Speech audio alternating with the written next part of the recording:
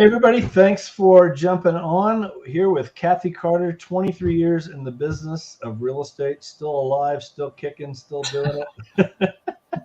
Little bit more gray. Thank goodness for some color. There you go. She's won like over 50 sales awards. She's building a huge organization here at EXP. We're going to talk about all of it. Stick around. Here we go.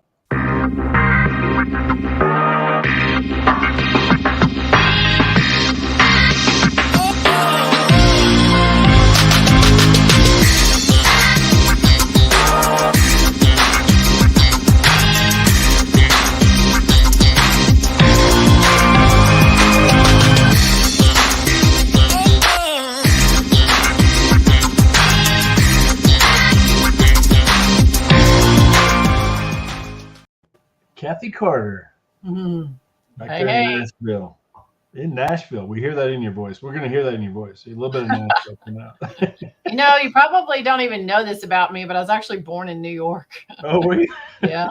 And, I lived there. Really, I've grown up in Nashville, but I lived there till I was 6 and went to kindergarten up there and moved. And I had the northern accent, honestly, for a lot of my younger years. But I've clearly picked up the southern accent over the years. I love Nashville. It's I've been back there for a few years. Great place to be. Nash Vegas. That's Nash Vegas. That's it. Yeah. I mean, that strip right there. What a great place. We like music. I kept thinking always country music, but it's like any kind of music you like. I mean, that's such a misconception. Exactly. Yeah. I mean, we're Music City, right? It's not country music city. It's Music City. And it is a misconception that it's country. Yes, I would say a lot of the genre primarily, even the clubs downtown, a lot of them are country. You got Blake Shelton has a place and Luke Bryant has a place. I mean, a lot of them own their places down there, but it's we have a lot of great music here for sure. Even I'm reminded traveling when I come back into town, like even coming in our airport, we have live music, and you don't experience that anywhere else. So I'm always reminded coming home, like, man, this is really cool. Yep. You excited about the Titans? Of course. Yes. My Colts are like, we're all in mourning right now. So we're not. Talk about that. Yeah, we're not. So 23 years as a realtor? 23 years. There you go. Talk about that a little bit. How'd you get into real estate? Why'd you get into real estate? It's interesting. I was young. My sister, who's 12 years older than myself, had gotten her license, and I always sort of looked up to her. And although she never ended up doing anything with it, but I got into it when I was young, in my young 20s. And I realized really quick when I got into it, we had a baby. I was married already, and we had a young baby. And I realized, and I was working full time outside of real estate, that I did my real estate part-time, and I was like, man, this is just a full-time job. And so I let my real estate license go. And it always stayed in the back of my mind. I went in the corporate world, rose up that ladder, went into management. And, about 12, 14 years later, I went back and got my license again, because I didn't even keep them in retirement, went back and got them. So it's just always something I really felt like I would like to do. And when I went back into it, man, I was so excited about it. Like I was listening to, oh my gosh, who is, oh my goodness, Tom Hopkins. I was listening into his stuff while I was getting relicensed, and I was so excited about the business. There was just, it wasn't because I look at houses. It wasn't because I thought I could make more money. It was just the business and doing real estate as a whole excited me.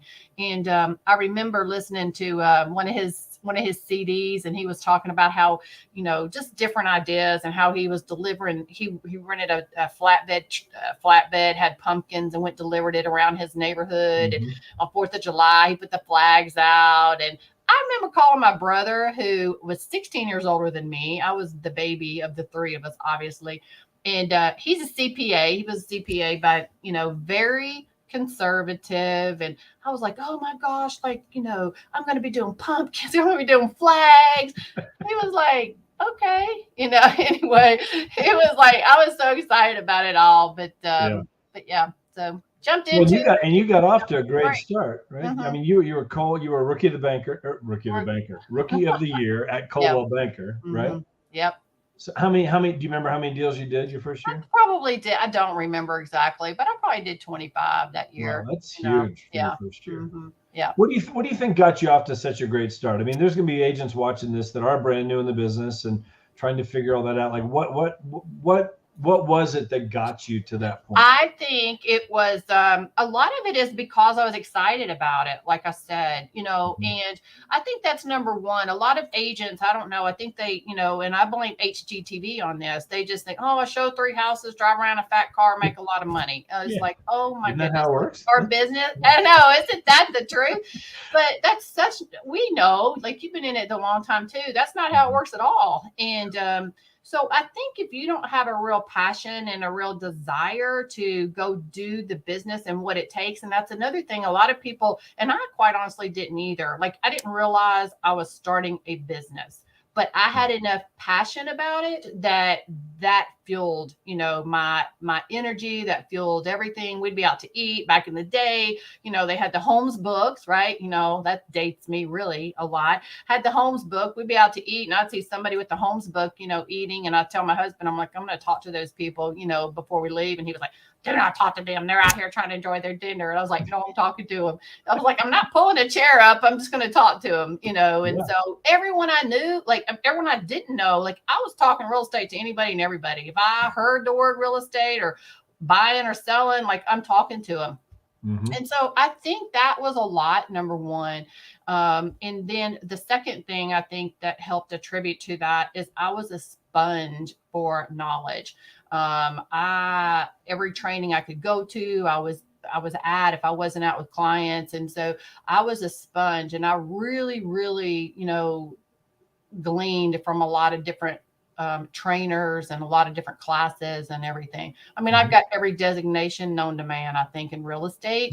And it wasn't because I was going after the designation. It was because I was going off after the knowledge. And so just by default, I got the designation. So I think those two things coupled together is really what, helped me, in my real estate early years for sure. Well, I think, everybody's going to have different goals, different things they want to do, with this summer, whatever. I mean, what my goal was? Wrong with that, but let me just say, I think with it, they'll be a professional. That's right. You know what I mean? Realtors, I mean, you look at it, what is that one study I saw something where it's like, here's the top 50 respected, positions out there, doctors way up here, all this kind of stuff, like number 50 on the list was like used car salesman. And we were like 49, like, realtors, like in general, here's the public's perception of real estate agents, whatever. And I mean, we've shot ourselves in the foot in many ways because it's just the barrier to entry is not that big and not that hard. So anybody and their mother can get their license, but then you don't treat it like a business. That's right. And it really hurts those that are serious about it and going after it and want to be a pro, want to get the education, want to get, want to be the best they can be. Build a business. You're building a business. Right. That's right. I remember when I got into real estate, I just, I had left the corporate world. And now we had 2 kids and we needed my income. Like I carried the insurance and all, and and it was a leap of faith when I jumped out because when I got my license again, I stayed part-time for I stayed in the corporate for 6 months. And I just told my husband, Steve, I was like, okay, I'm just going to take a leap of faith. Like, I really, really feel like, I can do this. And so left the corporate world. And I remember thinking at the time I made 40 grand. And all I thought is I got to replace my $40,000. Like I didn't even have, again, it wasn't even like, oh, like I could make so much more money. It was like, I got to replace my $40,000, And so, but, kind of talking about the business, I feel like, again, when we jump into the real estate world, many times we're not thinking I'm starting a business. Like many times we come out of the employee mindset and we're, somebody's always there telling us what to do, when to take lunch, all those things. Right. And then people come into, entrepreneurship, specifically real estate that we're talking about. And they're kind of lost and, they don't really think, okay, now I'm starting a business. like, and then gleaning, like I said earlier, all the training and what have you, and getting mentors to mentor you. Like, how did you do it? What did you do, to get going? Pick the brains. I mean, I remember, man, those first couple of years, I had more lunches and coffees with other agents and other companies. Just, I'd meet them at an open house and get their car, and I'd call them up, like, hey, just, I'm new in the business, man. I'd love to just pick your brain a little bit. Can I buy you a coffee? And, man, just nothing but respect for you, whatever, build them up a little bit and go and just pick their brain. I picked up so much those first couple of years by just meeting with as many agents as I could, getting out there. And I mean, 2.5 years, I was in the top 20 in town here in Colorado Springs. Now, a lot of that came from coaching. Yeah. We had really, really good coaches and that accountability and stuff. But I think treating it like a business, That's right. I hear that, I see this a lot. I'm my own boss. I know. So they don't set the alarm. They sleep till 10:30. They get up and they, whatever, have their breakfast and turn on TV, whatever. Oh man, I gotta get going, scrolling through Facebook, whatever. They go to the gym and it's 1:30, 2 o'clock. And 4:35. Oh, I'm home. You worked on your business in 2 hours? Yeah. This is never going to work for you. That's right. At big levels, you might pick up a deal here and there. You're not going to build a business that way. And even we know, like you said, everyone's got different goals. Not everyone wants to sell 50, 100 houses, and that's okay, right? So if you only want to sell one house every 2 or 3 months, then that's okay too, if that's really what your goal is. For sure. But, I think you've got to decide, number one, what do you want? What are you trying to accomplish? And again, I'm going to go back to what I said to start with. I feel like you've got to have a true passion / desire for this business to really be able to be successful. If you're in it and you're not really about it, you're not about helping people, for me, it was exciting on many levels. I mean, heck, just putting pumpkins out was exciting, like I said, but it was like, man, we're helping people with the American dream. And that was something that fueled me. And that I just was passionate about and loved. And so it just came out naturally. And it's not that has to be everybody's personality, if you will, but you can't just be in it to play if you want to be successful. Yeah. Well, and be a pro, because it hurts all the rest of us who are trying to be pros. That's right. That's right. Whatever. You definitely see that. How long were you at Coldwell Banker? 7 years. 7 years. Okay. Where did you move to from there? So from there, I went to Keller Williams. So, and my niece in Georgia had gotten licensed, and she said, she got licensed, and I was like, oh, you should, interview with Coldwell Banker. It's a great company. And she went and interviewed with them, and and she called me a week or so later, and she goes, hey, I just want to let you know I joined Keller Williams, and I was like, who? Like we barely knew who they were at the time, and I was like, why would you do that? Like, I was just surprised, honestly. And she said, have you ever read The Millionaire Real Estate Agent? It was kind of new at the time, and I'd never even heard of it. And I was like, no, but the book sounds interesting. So I went and got it, again, just a sponge for knowledge. And so I was like, no, but that, the title sounds good. So I went and got it, and liked the content that it had. And so I was like, oh, it's a really, awesome book. And she goes, well, you should talk to them. And so I talked to them and made the move. I wasn't looking to move, but I felt like once I read that book, what they were teaching, this was back, in the early 2000s. I was like, it just seemed like the right next step in my business. At that point, my husband, Steve, had gotten his license and joined me in real estate because I had gotten so busy those first 5 years. It was never a plan that he was ever going to do that, but I had just gotten so busy. I was like, okay, I'm either going to hire somebody, to bring him in and do a team, or, we talked about it. And then he ultimately, left his career and joined me in real estate. And so collectively, we just made the decision, probably a year after he joined me, to make the move over to Keller Williams. And we were there 7 years. And in the interim, I had gotten my broker's license, and probably a year or two after being there, I actually became the manager and broker for probably for half of the 7 years I was there. Okay. How big was the office where you were at? We had about 110 agents. Oh, wow. Yeah. Okay, that's a lot. Yeah, we had a lot. It was a lot. And, I realized I was spending a lot of time managing, doing things that brokers do, trying to keep you out of court, all those things. Like, you got 110 agents you're responsible for, and, all their actions. And thankfully, 3 years of managing, we never ended up, having to go to any kind of litigation.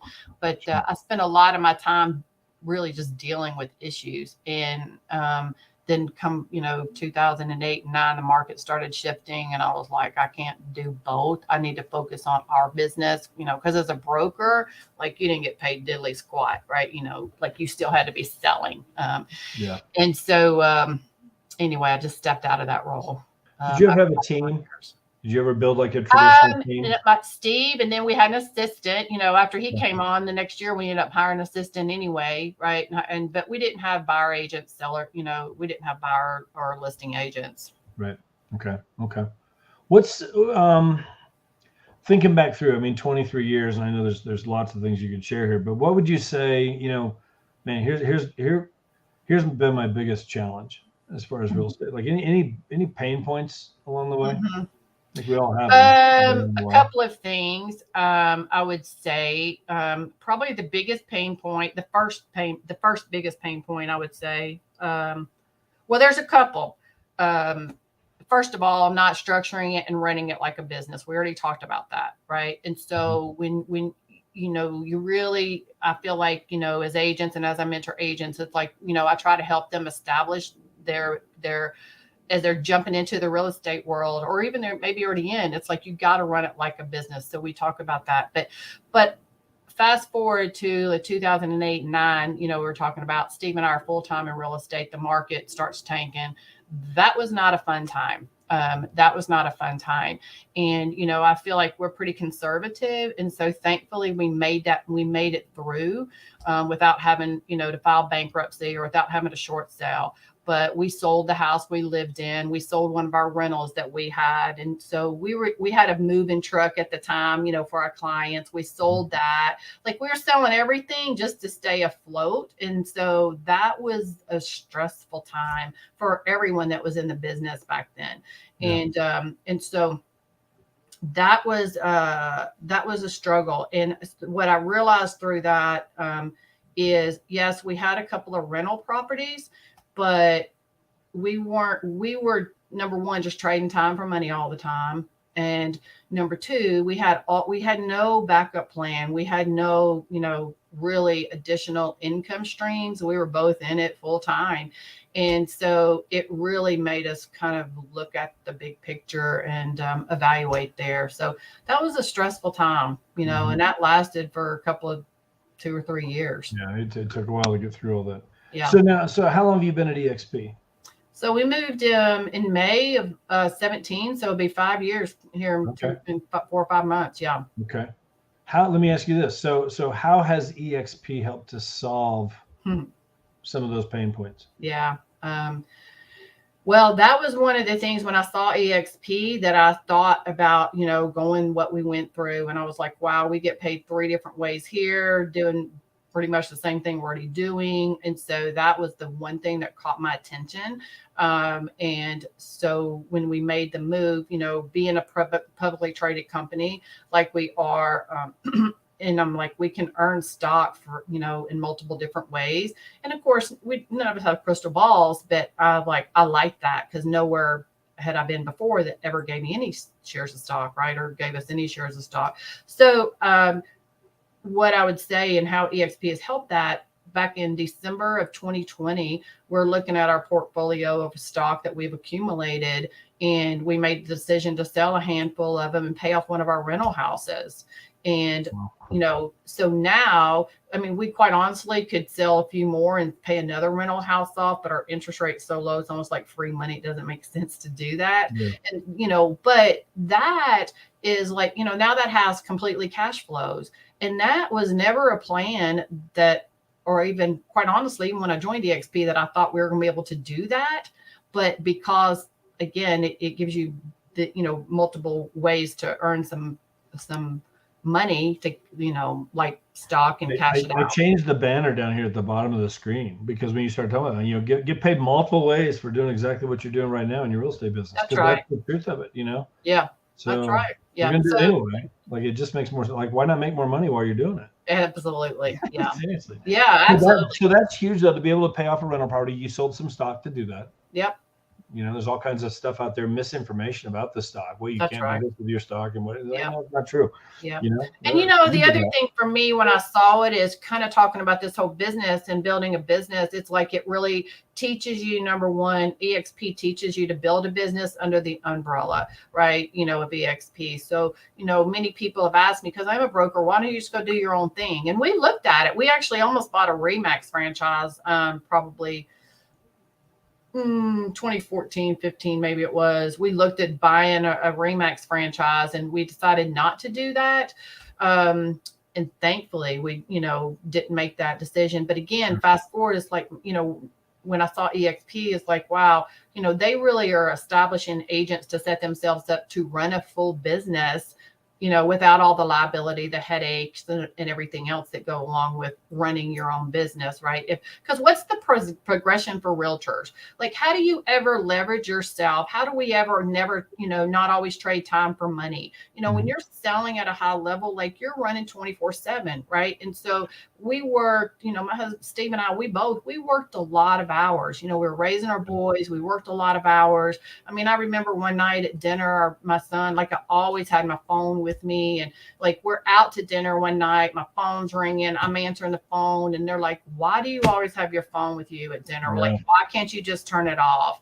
And I couldn't I just, at the time, that was a wake-up call though for me. It's like, it's stupid. Like, I can take an hour off for dinner, but I was always, running and gunning. I want to be there for my clients. And so again, when I saw EXP, and I saw what I was going to say is, what do we normally do? You build a team, you have your buyer's agents, potentially your listing agents, and you're always now having to keep the pipeline full. And then what happens with the traditional team, we're training our competition. They stay with you a year or two, and they're like, hey, thank you so much for, helping me, training me, giving me leads.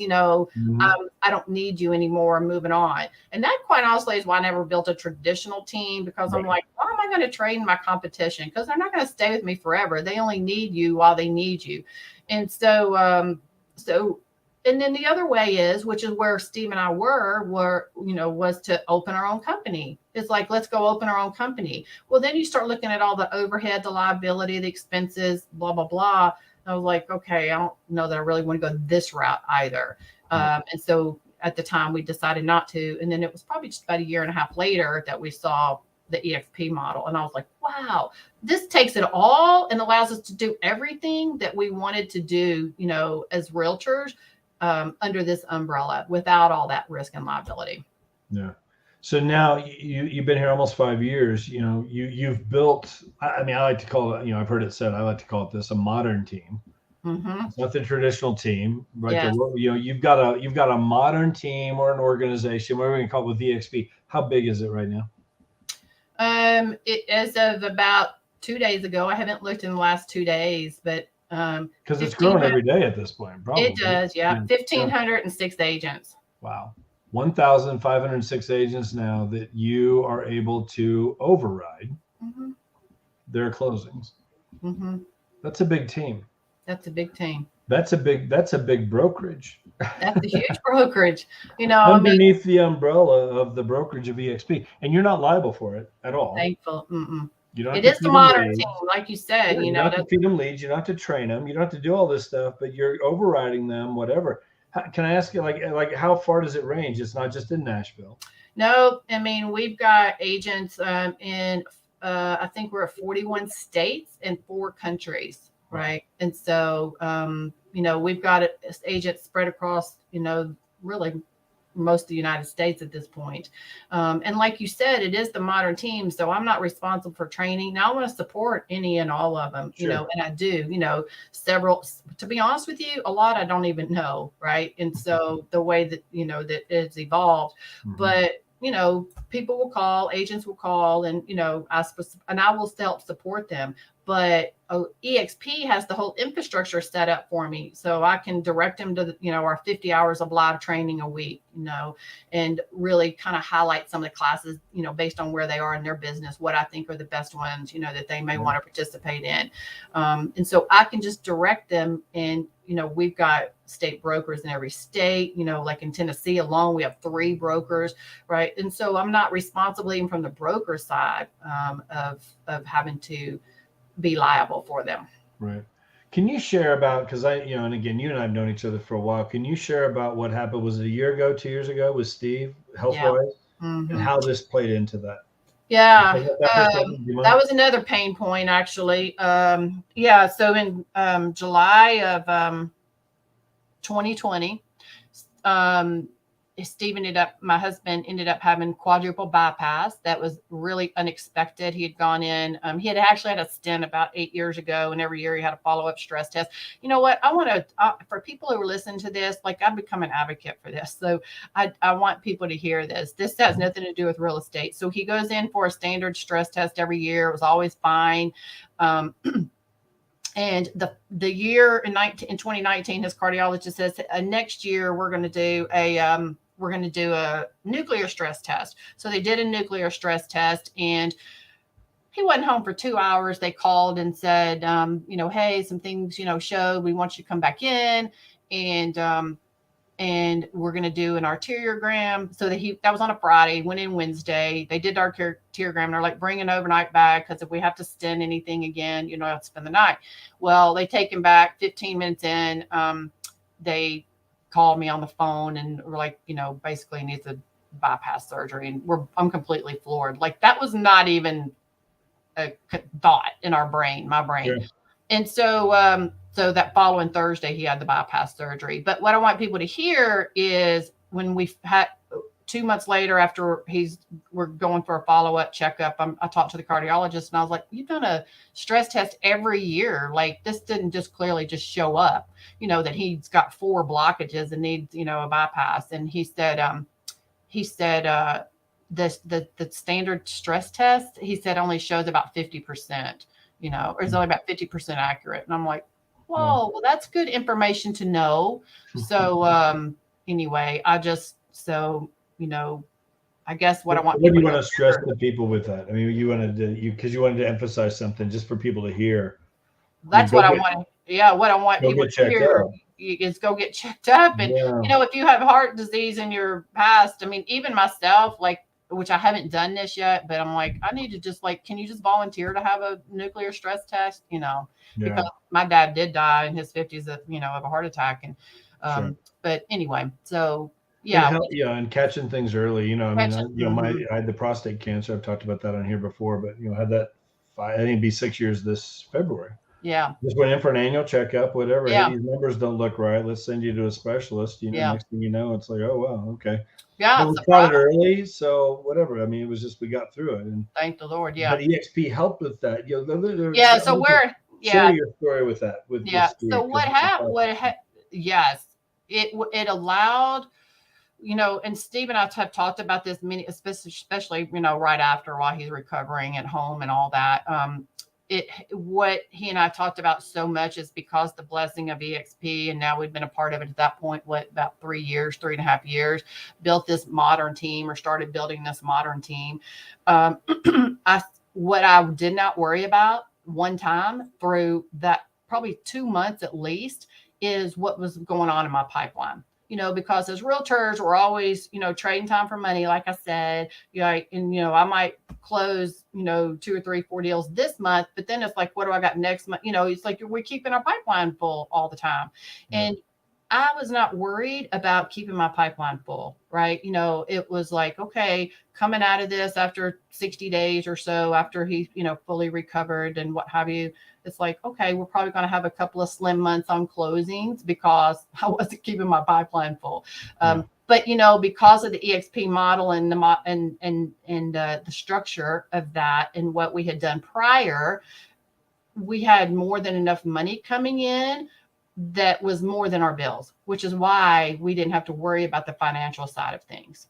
And coming from those agents all coming from across those the agents, country. and we didn't have 1,500 at that time. I mean, that's just kind of continued to multiply. Yeah. And we didn't have 1,500, but yes, coming from, you know, because basically we just get referral fees from all these agents, right? You know, and so like when they're closing deals, then we just get referral fees, you know, every month and of what those agents closed. And can I emphasize something? I want the agents to hear this that are watching this. Like those referral fees, quote unquote, don't come from the agent's pocket. It's coming out of the money that they're giving to EXP. That's right. Good point. So it's not your traditional referral fee. That's right. Good point. I don't mind paying if I get a referral. Like I love that, you know, whatever. But it's coming out of, you know, what you're giving to EXP. So that's good too. And I, you know, with my prostate thing again, and I want to make sure I'm clear on this because this was like 6 years ago. I've been in EXP for 4 years. But again, my wife and I, we went through about 4 or 5 months where no closings at all. And I'm not stressed on the money because I had money coming in from another business that I have. I had money coming in from rental properties. You know, we still had a few closings that we were doing, my wife and I, whatever. Like it just, we weren't stressed on it financially because we had the multiple streams of income. And I think right here, again, getting paid multiple ways for doing what you're going to do anyway. Yeah. You know, and now, like if I had to, I could cash out some stock if I needed to. Right. You know, if all of a sudden, you know, whatever, because life happens. Yeah. Life is going to happen to every single person that watches this in one way or another. You're not planning on it. That's right. You don't plan on the water heater going out this month. You don't plan on going to the dentist and all of a sudden there's a $3,000 dental bill. Right. You don't plan on whatever. My dog last summer out for a walk with my wife and gets attacked by another dog and she comes home and now we got $4,000 worth of dog surgery to do. Oh my word. Yeah, you don't plan. Yeah. Life happens. Whatever. You know, hopefully not health issues, but it's going to happen for some people on here. Either you directly or people in your family, and to not have to stress on it financially because, oh my God, this closing at the end of this month is my last closing. Yeah. And that's where people go. Most realtors are out of business within 2 or 3 months if they're not always working. They're out of business every time they do a closing, you know, until the next closing, you know.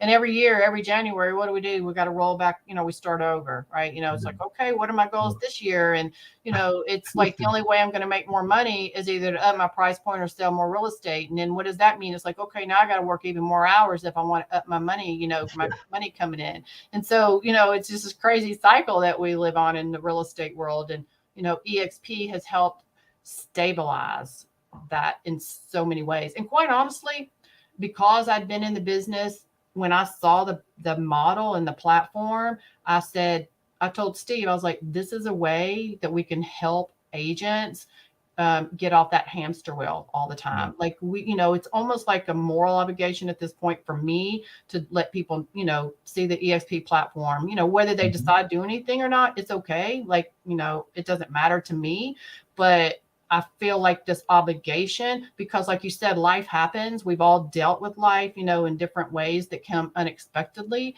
and knowing the blessing that it has been for us. You know, again, he and I talked about it a lot. I mean, we were going through a really stressful situation and thankfully he's doing well. But I mean, how many times have we heard and have we even all experienced in our own life, like how stressful it is when finances are a problem, right? Yeah. You know, when you don't have enough money at the end of the month, like that's stressful.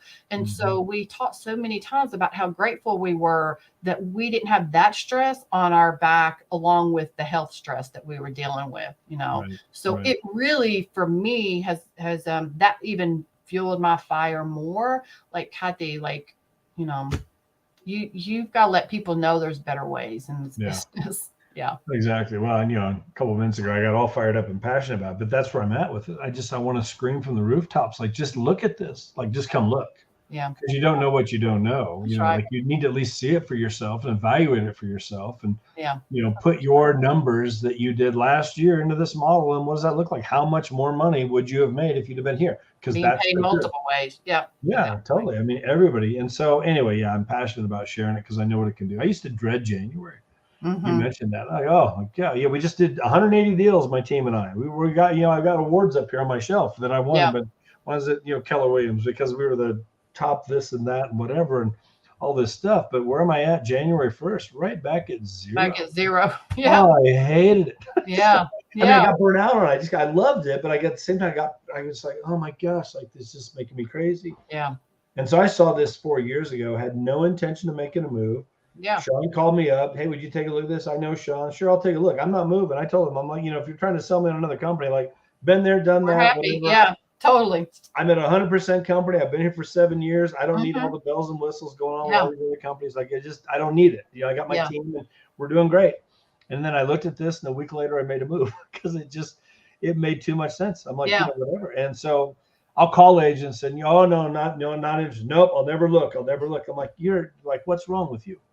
Like I just want to reach through the computer or the phone and just like, look, snap out of it. It's crazy too to me, going back, I'm all about business, just all about business. And it blows my mind. Like, it just blows my mind. I'm like, how do you know what you're even saying no to? As a business person, like, don't you want to know what your competition is, first of all, right? How do you know that, what you're saying no to? At least know what you're saying no to and then say no. It's okay to say no. But from a business perspective, I never understand why people are not even open-minded because, like, again, from business, that makes no sense. If we're not growing and expanding and open to ideas and business, again, things may not be for you in any component of the business, but at least know what you're saying no to.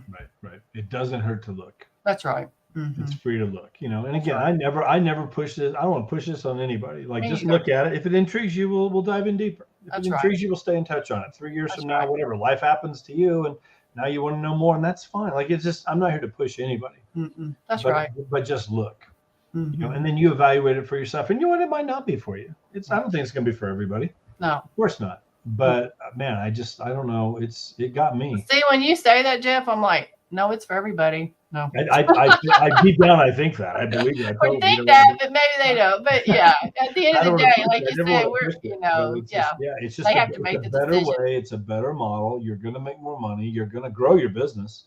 I mean, the tools that are here, the training that are here, whatever. I had Kelly Courtner on here about 2 weeks ago. We did an interview with her, brand new agent, June of 2020. She gets licensed right in the middle of the pandemic.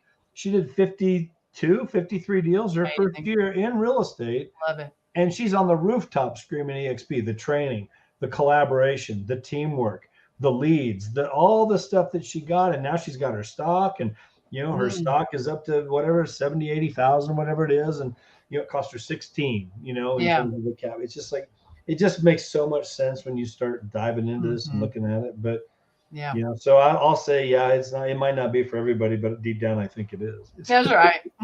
That's right. So anyway, well, I appreciate your time. Is there anything else you want to throw in here? I totally appreciate it. You've done awesome stuff. Obviously 23 years in the business, you know what you're doing. Real estate wise, still selling some houses, but doing a lot of great things in Nashville, and we're all working together really close, and got a great thing going. Anything you want to throw out or well, add? The last thing I'll just throw out is just to what you said. I mean, we work together, closely, but the collaboration that happens within EXP is unlike anything that, I've experienced in 23 years. And I think a lot of that has come from because we all have vested interest in one another, because the better you do as a realtor, the better I do as a realtor, the better we all do and help one another, the better the company's going to do. And theoretically, the better the stock's going to do, right? Again, we don't have that crystal ball, but it has created this collaboration amongst all 71,000 agents now, that's unlike anything that I've experienced. I mean, it's amazing, the collaboration that we have amongst ourselves and our agents. Yeah. So true. Absolutely. On a nationwide basis, and even now going on a worldwide basis, because now we're getting some of the best agents in Europe and India. And, I just had 2 more people join me in India this last week. I'm like, nice. I don't know who they are, but I know there's one. I've heard there's over 1 million agents in India. Really? I hadn't even heard that. I don't know if that's right or not. I heard that I haven't verified that. I could be. You could be way off. Yeah. Somebody said that. I'm like, wow. I don't know. What does that look like 5 years from now? But now to get paid on every closing that my group does in India. Yeah. That's kind of cool. Yeah. You know, Yeah. different economy than what we have, different market than what we have. That's right. Different industry than what we have. But yeah, like you recession proof your business by being able to set it up. Yes, you know, on a global basis, you know. And that's what I feel like, you know, Steve and I have been able to do, and what we've been able to help some, you know, of our agents do too, is when, you know, right now we've all been flying high the last couple of years, you know, with real estate, right? I mean, it's like the market's fantastic. I mean, it's just been great, you know, and it's always cyclical. So at some point, you know, I don't think it's necessarily going to be this year, but the market's going to shift. It's going to shift. And so, you know, do you have yourself set up as a business so that when it shifts, that, you know, you are not going to experience some of the hardships that a lot of others will, you know, if they're not set up properly. For sure. I remember, you know, 2008 getting through that. Not that I don't think it's going to be like that. No. It won't be like that. It's a whole different deal going into this one. But I think there will be adjustments to make. But I remember 2008 when that happened. We weren't planning on that. We weren't planning on 2020. Right. COVID. I mean, what's next? I don't know. None of us know. Yeah. You know, but most agents aren't ready for it. No. Whatever it is. The good agents will adjust. Yeah. And we'll make those changes that we got to make. You know, I learned how to do short sales. I learned how to do foreclosures all that stuff back in the day. But I also remember running into Best Buy and seeing realtors that I knew in their blue shirts. Working. Yeah. Because they just like, my God, I haven't had closing in 6 months. I'm doing whatever I can to keep food on the table. And I get it. Yeah. But again, not to just I'm like EXP. It's like 3 streams of income for what you're doing anyway. Stock building up that if I could sell if I needed to. Right. You know, agents now around the world that are tied into you, tied into me, whatever. And it's like, wow, like again, it's just, there will be closing. When you got 1,500 agents, there will be closings next month. That's right. Whether we have a recession or not. Yeah. There will be closings. That's right. And you will get paid, whether you have a closing or not. That's right. And so it's just, anyway, I scream from the rooftops as well. It's just, I want people to just look at this, you know? So anyway, guys, if you have more questions, definitely, I mean, you can go to, you know, there's my website on there. Kathy, you can go get in touch with Kathy. Those of you who know Kathy, reached out there. Kathy, do you mind giving me your phone number? Yeah. It's anyone wants to call you directly just to ask more questions, go ahead and do that. Okay. 615-414-5027. 615-414-5027. There you go. Seriously, if you're connected with Kathy on Facebook or LinkedIn and these things, and wow, that was interesting, I need to talk to her, call her up, you know, give her a call, whatever. She can teach you what's going on over here. Again, I promise you, it's worth a look. So anyway, Kathy, thank you so much. I know you're super busy. And so appreciate your time. Appreciate you jumping on here. This has been awesome. So thanks, Jeff. Appreciate you. Guys, all have a great day. Have a good rest of your week. Happy New Year, everybody.